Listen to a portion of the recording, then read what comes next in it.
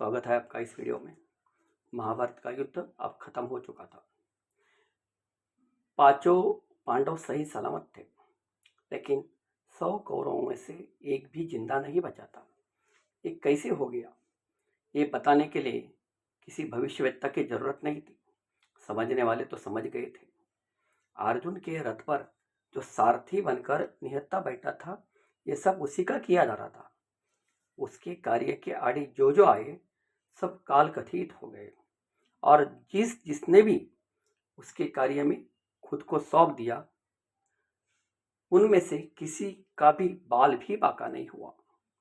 भीष्म, द्रोण, कर्ण, जिन्हें काल भी कांपता था, आज कालातीत हो गए। बस सब उसी की माया थी, और क्या। तो महाभारत का युद्ध खत्म होते ही जिस माँ की 100 पुत्रों वाली कोख उजड़ गई थी, उसे मिलने तो जाना ही था ना। उस अभागी माँ का सामना तो करना ही था। अपने बच्चे जैसे भी हो, माँ को तो प्यारे ही होते हैं। माँ की आंखें राम रावण नहीं पहचानती, वो बस अपने बच्चों का हित ही चाहती है और प्यार लुटाती है। कहते हैं भगवान को हर घर में वास्तव्य करना नहीं जमता था, तो उसने माँ को हर घर में रख दिया। तो हमारे भारतीय संस्कृति में माँ ही तो भगवान का रूप है। अब जब इस माँ के 100 पुत्र कुरुक्षेत्र में मारे गए थे, क्या कोई कल्पना कर सकता है उस माँ के दुख की? बस मैं क्यों जिंदा हूं, ये सोचते, अपने भाग्य को कोसते माँ गांधारी हस्तिनापुर के राजमहल में बस जी रही थी। जीने की तमन्ना तो कब की मर चुकी थी। हाँ, मन ही मन अगर किसे वो कोस रही थी, तो वो था देवकी नंदन वासुदेव श्री कृष्ण। क्या कुछ कर नहीं सकता था वासुदेव श्री कृष्ण? चाहता तो पांडवों के जैसा मेरे 100 पुत्रों को भी बचा सकता था, या फिर कम से कम हम दोनों के अग्नि संस्कार के लिए मेरी कोख तो सुनी ना करता। हाँ, मैं मानती हूँ, मेरी दुर्योधन ने अपमानित किया था केशव को। दुशासन ने हमारे कुलवधु के साथ जो व्यवहार किया था, वो माफी के काबिल नहीं था, ये तो मैं मानती हूँ। लेकिन मैं धृतराष्ट्र पत्नी गांधारी, कुरुकुल वधु गांधारी, सुबल कन्या गांधारी, गांधार राजकन्या गांधारी, ये भी तो मेरे रूप है। वासुदेव श्री कृष्ण की निस्सीम भक्त भी तो हूं मैं। तो मेरे साथ ये छल क्यों? क्या मतलब है इसका? एक सुबह पांचों पांडव और भगवान श्री कृष्ण माता गांधारी के कक्ष में दाखिल हो गए। धर्मराजा कुशल मंगल पूछकर पैर छूने, माता गांधारी के पैर छूने झुक ही रहा था, तभी वासुदेव ने उसे हाथ से पकड़कर बाजू कर दिया और खुद ने माता गांधारी के चरण स्पर्श किए। अपने पैरों को एक अलौकिक ईश्वरीय स्पर्श हुआ है, ये तो उस महान पतिव्रता ने पहचान लिया। जब से पता चला कि जिससे मेरा ब्याह होने वाला है वो अंधा है, तब से जो आंखों पर पट्टी बांध ली थी, वही पट्टी आज जरा सी हटा के चरण स्पर्श करने वाले हाथों के उंगलियों पे डाल दी। चाहे भगवान क्यों ना हो, पतिव्रता के सामने किसी की एक नहीं चलती। जिन उंगलियों पे माता गांधारी की नजर पड़ी थी, वो उंगलियां भगवान श्री कृष्ण की उंगलियां जलकर काली हो गई थी।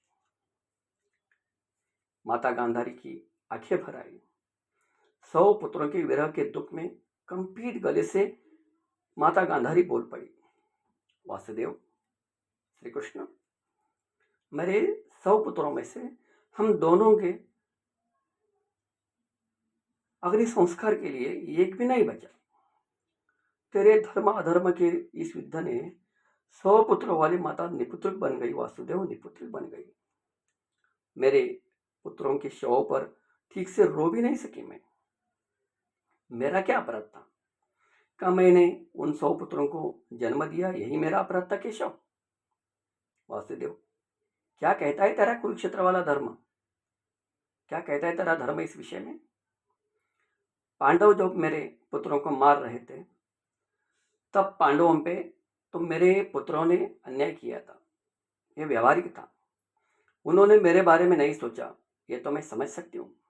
लेकिन केशव, तू रणांगण में भी मुझे जब लड़ रहा था, अर्जुन के रथ पर जब सवार था, तब क्या तुझे एक पल के लिए मेरा ख्याल नहीं आया? एक क्षण के लिए कभी तूने ये नहीं सोचा कि कुरुक्षेत्र पर सिर्फ कौरवों का ही नहीं, गांधारी नंदनों का भी विनाश हो रहा है। रात दिन मेरे तेरे नाम की माला जपने वाली मैं, लेकिन कुरुक्षेत्र के उस क्रूर मैदान में तुझे तनिक भी मेरा ख्याल नहीं आया। तेरा कुरुक्षेत्र तेरे लिए होगा धर्म क्षेत्र वासुदेव, लेकिन कृष्णा मेरे लिए तो क्रूर क्षेत्र ही है। जिस क्रूर राक्षस ने मेरे 100 लाल निगल लिए वासुदेव, मेरे 100 लाल निगल लिए। बातों बातों में अब गांधारी की आंखें सूख गई थी। अब आंखें लाल तप्त आग उगल रही थी और कठोर कंपित स्वर में गांधारी माता बोल पड़ी। बोल क्या पड़ी? बिजली से कड़क रही थी माता गांधारी। वासुदेव, मैंने मेरे 100 पुत्र खो दिए, मेरी कोख सुनी हो गई। तेरे इस धर्म युद्ध में एक माँ को निपुत्रिक बना दिया, 100 पुत्रों वाली माँ को निपुत्रिक बना दिया, निसंतान हो गई मैं। तो अब सुन भगवान केशव, सुन, अब सुन वासुदेव, सुन। आज से 3 तपों के अंदर तेरे पूरे यादव कुल और तू पूरे कुल का विनाश होगा। तेरे सहित कोई नहीं बचेगा तेरे यादव कुल में। ये एक माँ का शाप है तुझे वासुदेव, एक निपुत्रिक माँ का शाप है तुझे। पूरा महल मानो सन्न रह गया था। भगवान को भी शाप मिला था एक अभागी माँ का। बाजू में खड़े पांडव वासुदेव श्री कृष्ण की ओर देखकर बस रोए जा रहे थे, रोए ही जा रहे थे। किसी के भी मुंह से कोई शब्द नहीं निकल रहा था। गांधारी के अलावा सबकी आंखें बोल रही थी, बस सिर्फ आंखें बोल रही थी। युधिष्ठिर समझ गया था। जब मैं गांधारी के चरण छूने जा रहा था तभी केशव ने मुझे बाजू क्यों किया? हमेशा की तरह हमारे हिस्से का दुख खुद स्वीकारने के लिए तो मुझे बाजू किया था। अपने प्रिय भक्त गांधारी को क्या आशीर्वाद दे भगवान श्री कृष्ण। गांधारी की कोख उजाड़ दी थी उसके भगवान ने। पांडव तो निमित्त मात्र थे, तो अपने भक्त का उधार तो चुकाना ही था ना, ये तो नियम है उसका। माता गांधारी के 100 पुत्रों के विनाश पे अपना पूरा यादव कुल दाव पे लगा लिया था अपने खुद के समेत भगवान श्री कृष्ण ने। तो दोस्तों, धन्य हो वासुदेव श्री कृष्ण और धन्य हो भगवान को भी शाप देने वाली वो माँ, माता गांधारी।